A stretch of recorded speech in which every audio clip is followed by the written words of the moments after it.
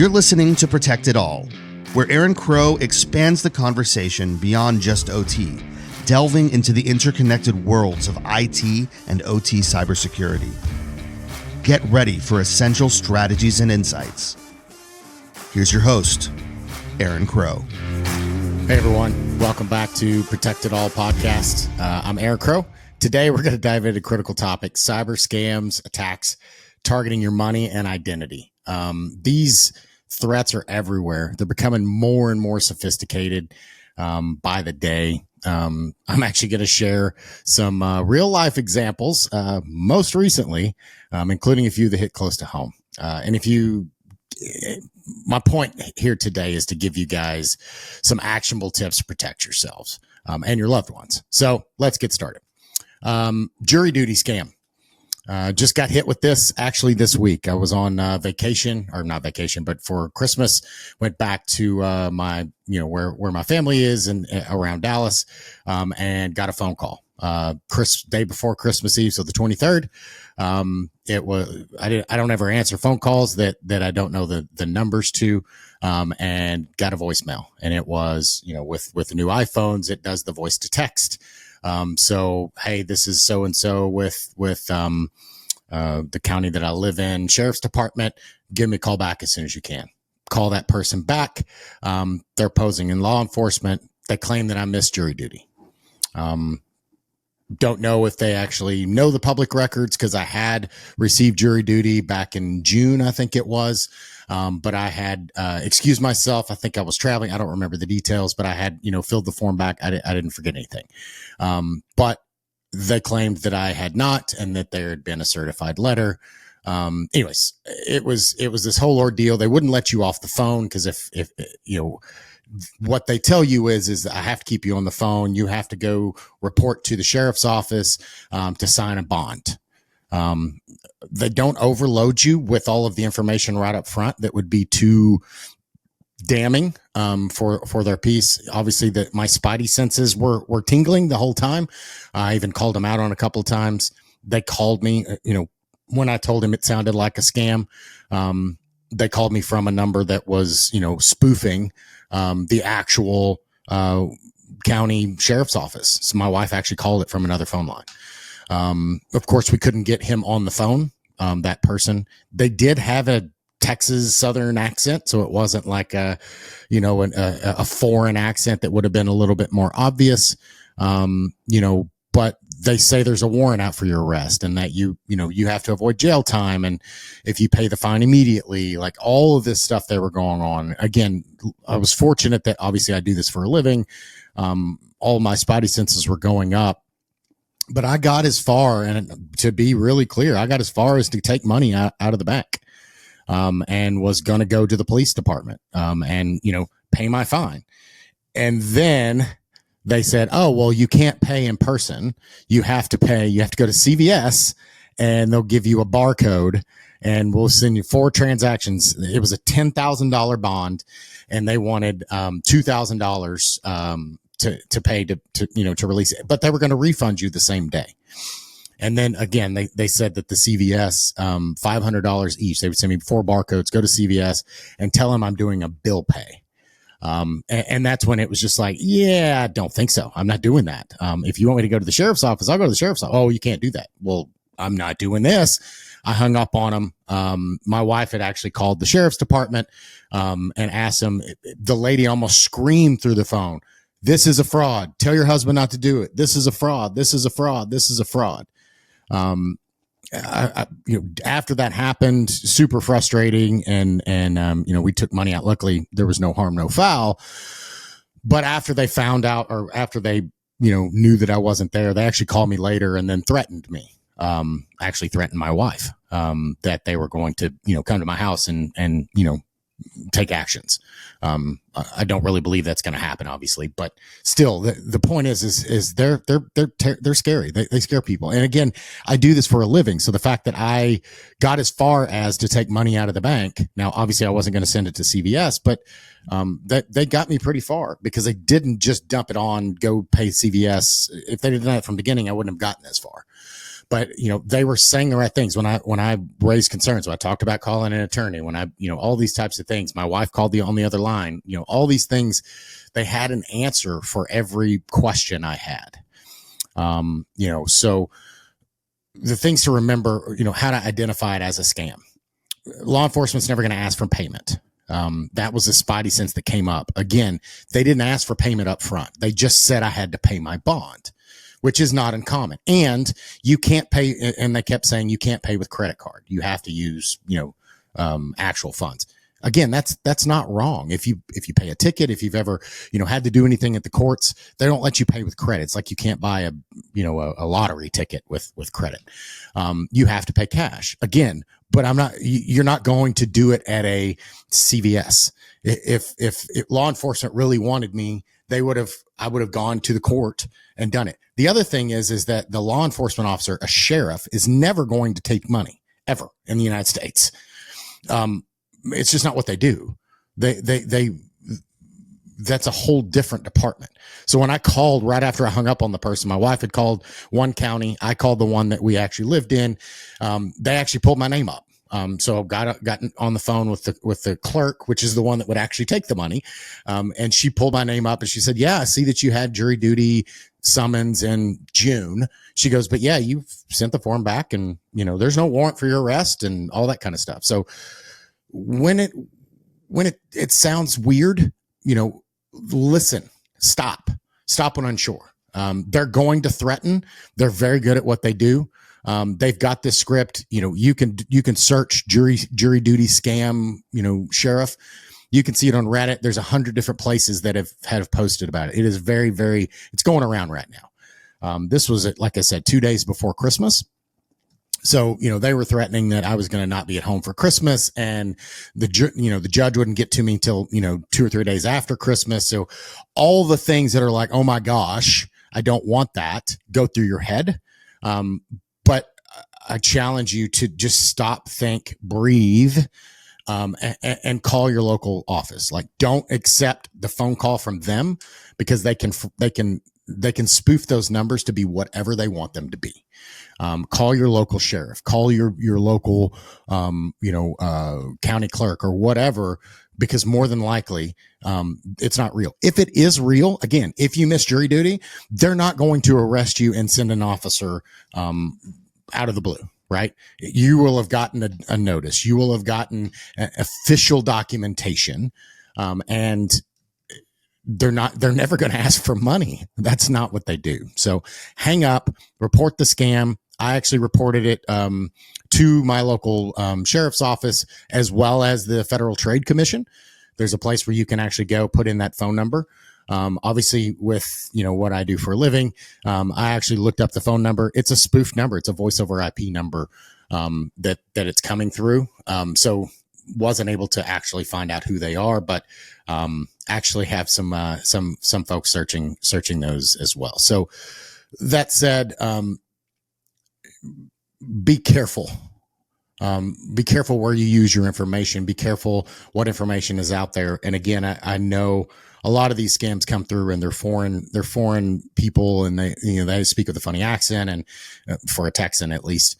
And it kind of seems if they'd have said they were a sheriff and they had an Indian accent or a Jamaican accent or, Asian accent or something like that, it would have been a little bit, yeah, I'm not sure about that. But again, it sounded like a, good old Texas boy. So it was a little more believable. Another one was that's hit me not personally, but my family. I have a elderly family member who got caught in an investment scam. They lure you in with promises of high guaranteed returns. They'll create professional websites with testimonials, stock prices. After investing, they saw returns in their online account, which made them invest more. And then they started losing. And then the scammer starts texting and saying, hey, you have to continue to put money in to get it back. So it's this ploy, and now they're scared to not give it back because they keep promising next month you'll get it all back. Next month but only if you continue to pay. So they're paying, they emptied their retirements. They're sending every bit of money. They're not able to pay their bills, all because they're so terrified that they've been scammed and that they're failing, that they're unwilling to see that they've got caught up in a scam, and now it's impacting them. It's impacting their ability to live, right? So be wary of guaranteed returns. There are no guaranteed returns. Stocks, investment portfolios, Bitcoin, crypto, like all investment carries some kind of risk, and go through legitimate platforms. You can look those things up. If you're unsure, ask friends, do a Google search on the website, do a domain, very simple tools you can use. And again, if it seems too good to be true, that was the thing my grandfather and my parents always used to tell me. If it seems too good to be true, it probably is. So start asking questions. Research your investments thoroughly, and obviously with investing, beyond just anything, like only invest money that you can lose. An investment should just be that, right? Is you shouldn't be putting money into things that you can't potentially lose. It's like going to Vegas. You shouldn't be gambling more, your mortgage. But that's a whole nother episode that I don't want to get into. Another one that has hit me, family members, is they got a tech support scam. They go to a website, they click a link, or they get an email, they click a phishing thing, and then they get all these pop-ups showing up on their computer that say, hey, you've got a virus, call this number, tech support for help. They call the number, very nice person on the other end. Oh yeah, we see this. Absolutely. Yeah, I see it right now. Click this link. It'll give me remote access to your computer and I'll fix it for you. So they do. And then what happens? They're logged into their banking, and they log in and they transfer money. They install malware. They do all the things.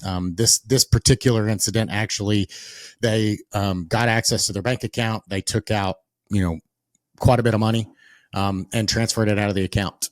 And it happens a lot. Real antivirus companies don't display pop-up warnings, ask you to call them. Legitimate companies will never ask for remote access unless you initiated the call. All of these themes really come down to the one thing, right? They're starting it. The conversation, meaning the call with the jury duty. They initiated the call, right? They didn't send me a letter and me call the actual sheriff's office. They called me claiming to be the sheriff. I actually saw news yesterday that there's people dressing up in police uniform, knocking on your door, telling you to open the door. They're not in a patrol car. They don't actually have a real office uniform, official uniform. And they're just claiming, come outside when we talk to you. You know what it's for. They don't know who you are. They don't know your name. They're not telling you their badge number. Even if they do, and you're not expecting them, call the police. Call 911 and say, hey, I have people claiming to be officers at my front door. I don't know what they're for. They don't seem legit, or I'm not sure if they're legit. Do you know if there's officers at my address right now? And are they looking for me, right? Or are they looking for someone, right? So you have the power to make these conversations and call and ask when unsure, stop when unsure, ask these questions, call a friend, call your local police department. A lot of times the police, like for instance, in the jury duty one, they have no jurisdiction. They don't know where the people are. So they can't really necessarily do anything, but it's still good to file the actual police report so that if something does come down, they can actually link it to how many times it's been done or attempted to be done. Social media and data breaches are another very common one with folks. One of my clients had some confidential information, proprietary, things that they were, their personal information, not just information, but their product was released before it was ready to be released. And their social media accounts were taken over. Those breaches can lead to identity theft, reputation damage. I have another family member that their actual kid took over their Facebook and started posting a whole bunch of negative propaganda towards that family member. And the family member has not gotten access back to the Facebook account. Like, all of these things are easy to prevent easy is relative. I'm doing air quotes here for you guys listening on audio. But, use strong, unique passwords for every account. Manage, through a password manager. I know I've said this 100 times, but I'll continue to say it. Enable dual factor authentication on all accounts. Regularly monitor your accounts. Don't use the same password ever.